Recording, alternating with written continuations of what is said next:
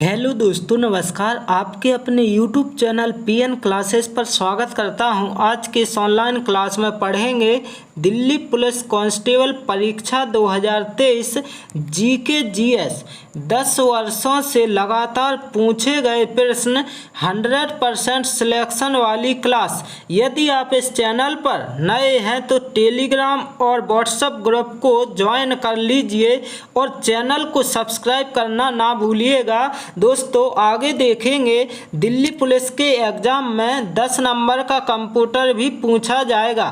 तो इसके लिए हमने 2550 प्लस क्वेश्चन की क्या है ई बुक तैयार की है, जिसमें 2550 प्लस क्वेश्चन लिए गए हैं और सभी प्रश्न प्रीवियस ईयर प्रश्न हैं। दोस्तों, यदि आप चाहते हैं कि कंप्यूटर में 10 में से 10 नंबर आए तो इस ई बुक को परचेस कर लीजिए मात्र 30 रुपये में। कितने में? मात्र 30 रुपये में। और दोस्तों, आपको ध्यान देना है, यदि आपने 2550 प्लस क्वेश्चन याद कर लिए तो समझो 10 में से 10 नंबर पक्के कंप्यूटर में। दोस्तों, देर न करते हुए चलते हैं प्रश्नों की ओर और देखते हैं प्रश्नों को।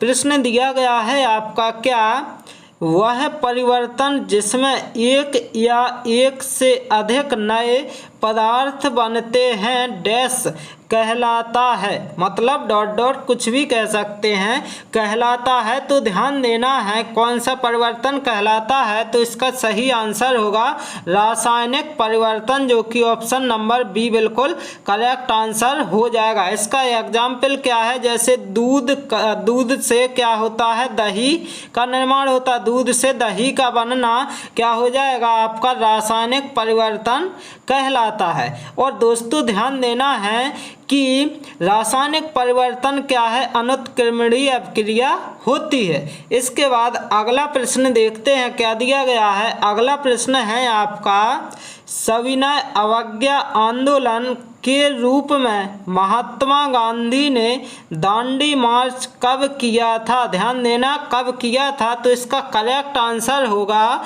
12 मार्च 1930, जो कि ऑप्शन नंबर डी यहाँ पर बिल्कुल करेक्ट आंसर हो जाएगा। अगला प्रश्न देखते हैं क्या दिया गया है। तो आपको देखना है, निम्नलिखित में से कौन सा स्थान भूमध्य रेखा के सर्वाधिक निकट है?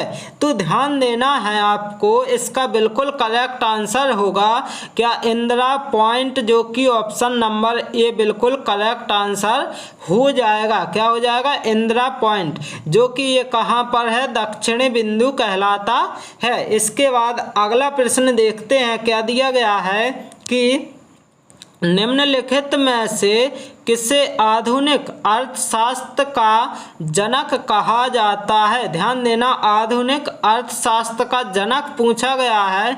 तो दोस्तों, ध्यान देना है, इसका करेक्ट आंसर होगा एडम स्मिथ, जो कि ऑप्शन नंबर ए यहाँ पर बिल्कुल करेक्ट आंसर हो जाएगा। अगला प्रश्न देखते हैं क्या दिया गया है। तो संविधान सभा का संवैधानिक सलाहकार निम्नलिखित में से कौन था? ध्यान देना, संवैधानिक सलाहकार कौन थे? दोस्तों, ध्यान देना है BN राव, जो कि ऑप्शन नंबर सी बिल्कुल करेक्ट आंसर हो जाएगा। अगला प्रश्न देखते हैं क्या दिया गया है।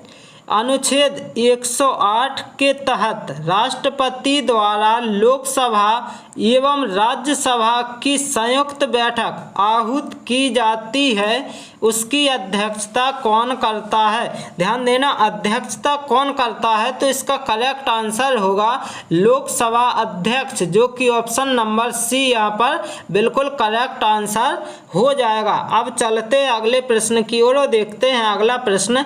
और दोस्तों, यदि आप सभी को ये क्लास अच्छी लग रही हो तो इस चैनल को लाइक, शेयर एंड सब्सक्राइब करना ना भूलिएगा। देखते हैं प्रश्न, मानव का वैज्ञानिक नाम क्या है? ध्यान देना, जो मानव है उनका वैज्ञानिक नाम क्या है, तो इसका करेक्ट आंसर होगा होमो सेपियंस। होमो सेपियंस, जो कि ऑप्शन नंबर सी यहाँ पर क्या हो जाएगा, बिल्कुल करेक्ट आंसर हो जाएगा। अगला प्रश्न देखते हैं दोस्तों क्या दिया गया है। ध्वज गीत की रचना किसने की थी? ध्यान देना है, ध्वज जो गीत है उसकी रचना किसने की थी? इसका करेक्ट आंसर होगा श्यामलाल गुप्त पार्षद, जो कि ऑप्शन नंबर सी यहाँ पर बिल्कुल करेक्ट आंसर हो जाएगा। अगला प्रश्न देखते हैं दोस्तों, जितने प्रश्न लिए गए हैं सभी प्रश्न परीक्षाओं में पूछे गए हैं, तो देखना है निम्नलिखित में से किसे मानव विकास सूचकांक में शामिल किया जाता है? ध्यान देना, शामिल किया जाता है पूछा गया है, तो इसका करेक्ट आंसर क्या हो जाएगा? तो आपको ध्यान देना, वास्तविक प्रति आय, जीवन प्रत्याशा, वयस्क साक्षरता, मतलब ये तीनों हो जाएगा। इसका मतलब ऑप्शन नंबर डी उपयुक्त सभी आपका बिल्कुल करेक्ट आंसर हो जाएगा। अब चलते अगले प्रश्न की ओर और देखते हैं अगला प्रश्न क्या है।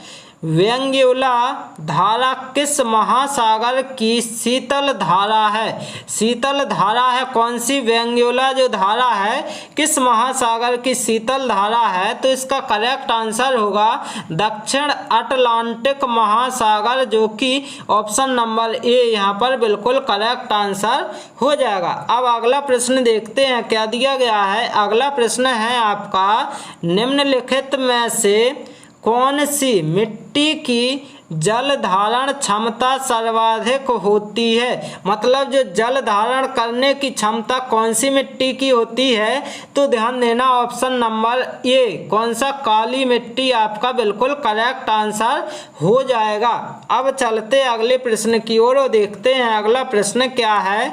निम्नलिखित में से कौन सा राज्य बांग्लादेश के साथ सीमा साझा नहीं करता है? सीमा जो है साझा नहीं करता है, कौन सा जो है देश है? तो ध्यान देना है आपको, क्या है मतलब क्या है? राज्य बांग्लादेश के साथ, मतलब जो बांग्लादेश है देश है, और जबकि पूछा क्या गया है भारत का राज्य, तो कौन सा है? तो मणिपुर, जो कि ऑप्शन नंबर बी बिल्कुल करेक्ट आंसर हो जाएगा। अब चलते अगले प्रश्न की ओर देखते हैं। अगला प्रश्न है आपका, 5 फरवरी 1922 को घटित किस घटना के कारण महात्मा गांधी ने असहयोग आंदोलन वापस लिया था?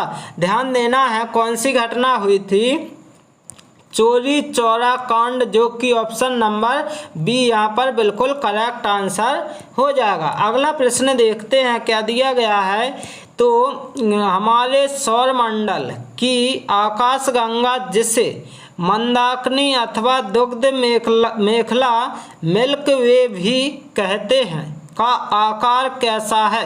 आकार पूछा गया है, ध्यान देना है सर्पिलाकार, जो कि ऑप्शन नंबर बी बिल्कुल करेक्ट आंसर हो जाएगा। अगला प्रश्न और दोस्तों इस क्लास का अंतिम प्रश्न देखते हैं, दिया गया है, रक्त संचरण प्रणाली की खोज किसने की थी? ध्यान देना, इसका करेक्ट आंसर होगा विलियम हार्वे, जो कि ऑप्शन नंबर बी बिल्कुल करेक्ट आंसर हो जाएगा। दोस्तों मैं आशा करता हूं कि आप सभी को यदि ये क्लास अच्छी लगी हो तो इस चैनल को लाइक शेयर एंड सब्सक्राइब करना ना भूलिएगा। Okay, thank you guys.